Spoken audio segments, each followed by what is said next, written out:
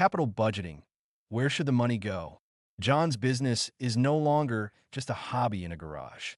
His custom keyboard company has grown, the orders are rolling in, and for the first time, he has a significant amount of cash sitting in his business account.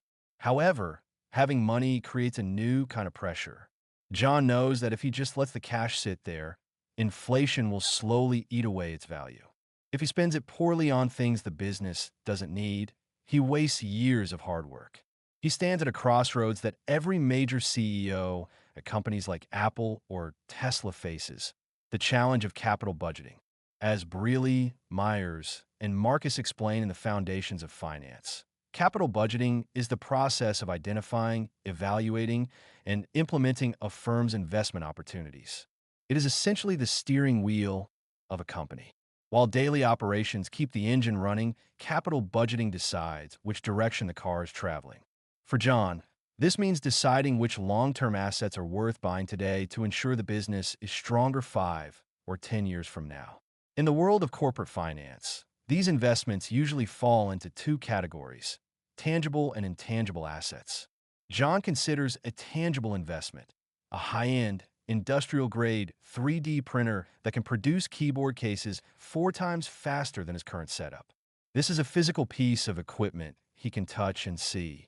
But he also considers an intangible investment, hiring a world-class designer to create a unique aesthetic for his brand, or spending money on a massive marketing campaign to enter the European market.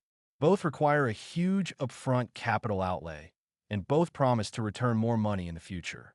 The fundamental goal of capital budgeting is simple to state, but difficult to execute. John must find and invest in projects that are worth more than they cost. In finance terms, he is looking for projects that create value. If the new 3D printer costs $20,000, but the extra keyboards it produces bring in $30,000 in today's value over the next few years, John has created $10,000 of wealth for his business. If he spends $50,000 on an office renovation that looks nice, but doesn't help him sell more keyboards or lower his costs, he has destroyed value. To make these decisions, like a professional, John follows a structured process. First is the proposal phase. John doesn't just guess. He looks for bottlenecks in his production. He notices that he is turning away customers because he can't build fast enough. This identifies the need for the investment. Second is the analysis phase. This is where John puts on his mathematician hat. He estimates the incremental cash flows. This is a crucial concept from Breely's text. John doesn't look at his total profit. He only looks at the extra cash that will come in specifically because of this new printer. He ignores sunk costs, money he has already spent in the past that he can't get back, and focuses only on the future cash that changes if he says yes to the project. Third is the decision phase. John compares the expected benefits to the opportunity cost of capital. He realizes that by spending $20,000 on a printer, he is giving up the chance to put that money in a high-yield savings account or invest it in the stock market. Therefore, the printer must earn a higher return than those safe alternatives to be worth the risk. This hurdle rate ensures that John isn't just busy, but that he is being efficient with his capital. Finally, there is the post-audit or review. A year after buying the printer, John looks back at his spreadsheets.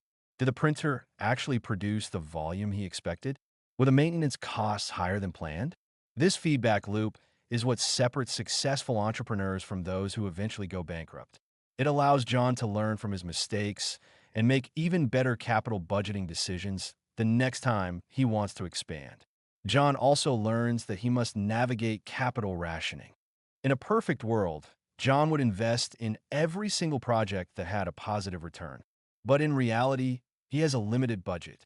He might have 3 great ideas: a new printer, a new warehouse, and a new website, but only enough cash for one. This forces him to rank his projects and choose the one that provides the most bang for his buck. By mastering capital budgeting, John stops thinking like a worker and starts thinking like an owner. He understands that every dollar spent on a long-term asset is a bet on the future. He uses the tools of finance to strip away the emotion of the purchase. He might want the newest, shiniest tools, but the capital budget tells him whether he needs them to grow his wealth. With this disciplined approach, John ensures that his company doesn't just survive the current year, but builds the infrastructure to dominate the market for decades to come. He is no longer just selling products.